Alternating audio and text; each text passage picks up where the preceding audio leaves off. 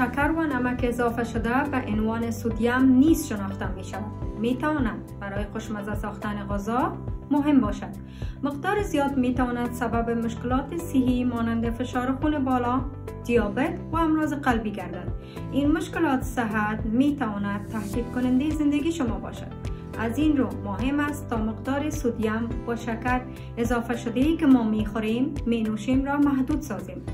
انجمن قلب آمریکا توصیه می کند که روزانه بیشتر از 2300 میلی گرم سدیم نخورید یا ننوشید. این تقریبا یک قاشق چایخوری است یا به اندازه نوک انگشت کوچک شما.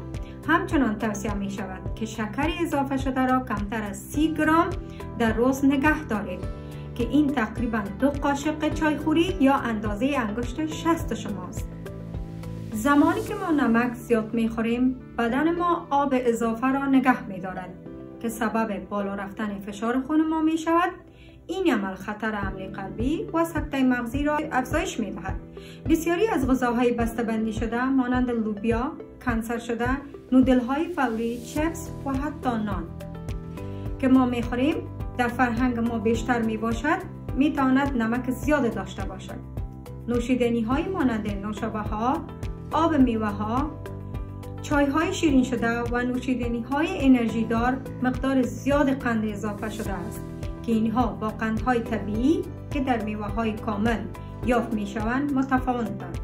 به خاطر اینکه آنها به سرعت قند خون شما را بالا می برند و می توانند سبب سردرد و تهوع یا دلبدی گردد. این می تواند به مرور زمان منجر به دیابت و دیگر نگرانی های صحت گردد.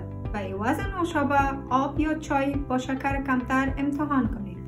یکی از بهترین روش ها برای کنترل نمک و شکر اضافه شده خواندن لیبل تغذیه روی غذا و نوشیدنی های بسته‌بندی شده است. و دنبال سدیم باشید. سعی کنید غذاها را با کمتر از 200 میلی گرم در هر وعده انتخاب کنید. برای شکر قندهای اضافه شده را چک کنید. کمتر از 10 یا 15 گرم در هر وعده یک گزینه خوب است. این تغییرات کوچک می تواند یک تفاوت بزرگ را در صحت شما ایجاد کند.